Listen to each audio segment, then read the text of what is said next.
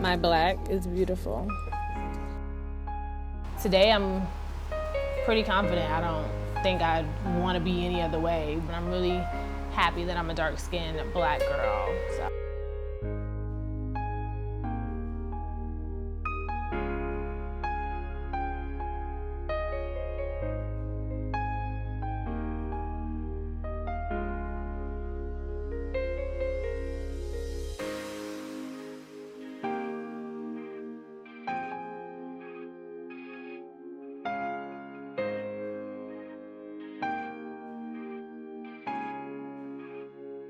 It was definitely a long journey.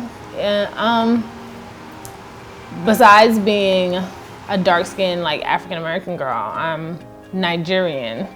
And at the age that I was at when I was in middle school or junior high school, if there were things that people were against besides like dark-skinned people, it was like Africans and sometimes Haitians, but not as bad as Africans. So I definitely kind of felt like, okay, well, I'm African and I'm dark-skinned. I got the shit end of the stick, excuse my language. And so I dealt with that for a long time. Like I didn't like being African at all. I hated being African. I hated being dark-skinned. I wanted to be lighter just because I personally thought it was a better thing for me. Like I thought it was better for everybody. Like I loved people that were light-skinned. I thought they were so pretty.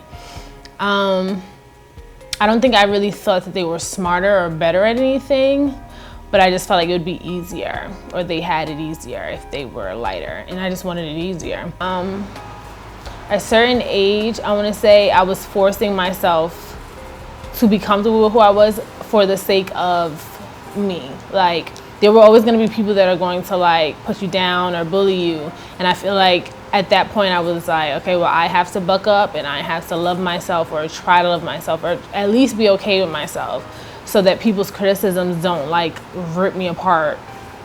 And I feel like I experienced colorism since I was in like middle school, or what I call junior high school.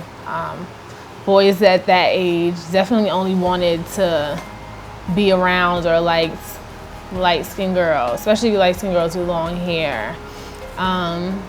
Even girls, like as friends, you wanted to be friends with the light-skinned girls. Even if you were dark-skinned yourself, you wanted to be friends with light-skinned girls. Whereas black is always like dark and evil, and when it comes to like movies and stuff like that, or it's like darkness is not seen in the same light as whiteness. And so even something as simple as that with literal colors, it's an idea that's like embedded into our minds from like who knows how long ago. So I definitely think colorism is a problem in society, because especially amongst the black community, because I don't think it makes sense to discriminate against a black person when we're already being discriminated against by other races and ethnicities. So I think that's foolish, but yeah. The want to model came from me not thinking that I would be able to model, which is weird. It came from thinking that like I was not pretty enough, and nobody would find me beautiful and stuff like that. And I don't know what it was, but I've always been obsessed with like Naomi Campbell, because Naomi Campbell is so dark and so beautiful, and she is like my favorite supermodel.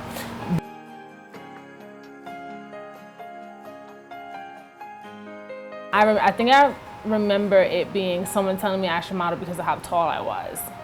And they didn't say it to like, you should only be a model because you're tall. They like were like, you're so tall, you should model.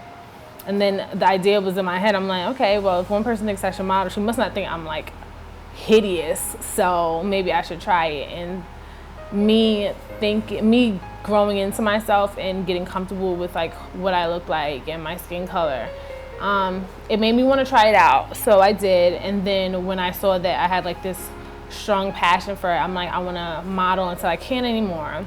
And then I wanted to start an agency for Nigerian girls in Nigeria, only for the sake that like I'm sure I'm not the only girl that's felt the way that I did feel about it, where like coming from where I came from and having people look at you like a certain kind of way. I think it's definitely played a part in my desire to model. I think it kind of actually fueled it. So when I first started doing makeup, I didn't think it was hard. I think the first time you go to get foundation, especially foundation, you're like, oh, they're obviously gonna have a complexion, a shade for me. And so with me, it was like, okay, I'm gonna need to get the darkest shade because these other shades aren't like, they're not my tone. So obviously the darkest one has to be me. So you get all the way home, and you're like ready to do your makeup and beat your face, and you put the foundation on, and it's like a ashy undertone, like you're used to like seeing your melanin in your skin, and this foundation that's supposed to enhance that, like literally strip that away, and you look like a ghost under your foundation. And it's really it's disheartening. But then you go back and then you're like, okay, well, some other brand must have my shade of foundation because there's has to be a million other girls that are my skin complexion. And then after a while of searching, you realize that there are really very few brands or companies that sell or carry my skin complexion. Like the average girl, I think, as someone who does makeup, has to blend at least 2 colors of foundation to reach their exact tone. I feel for darker girls, it's a different kind of struggle because you're not really looking for 2 different foundations to like be your perfect tone. You're looking for anything in that area, at least, like anything that you can work with. And it's disappointing and it's annoying, and it's like, it makes doing something fun like a stressor almost, because it's like, okay, why don't they have this shade? Like, is there nobody that they could like use to match up a foundation for us? Is there no color that they thought that they could come up with, or do we just not matter? People are so conditioned to see things in a certain kind of way that they almost cannot help it. Like,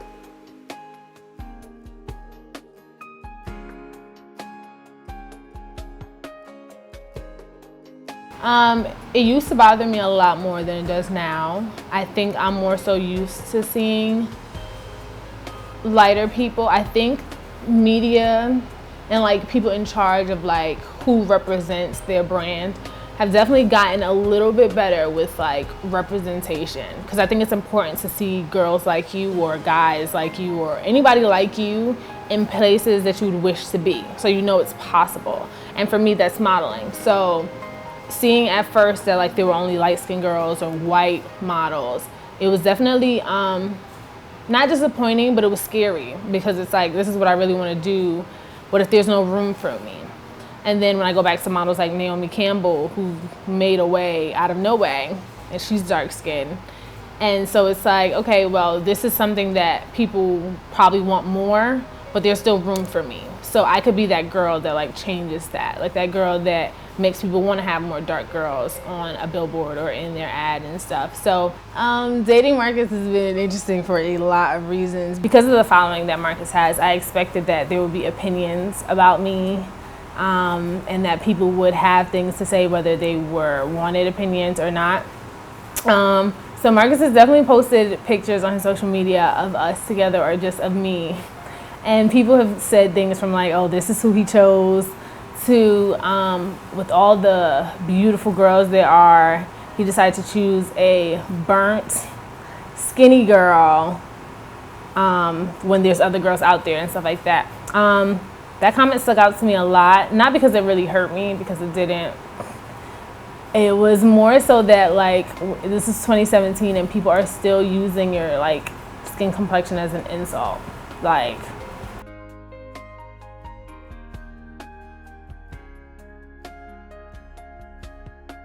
I've heard you're beautiful for a dark girl, like a dark-skinned girl, plenty of times. And at first, I loved that. Like, I love being that one person that's like, oh, even though I'm this, I'm so pretty, and people love that.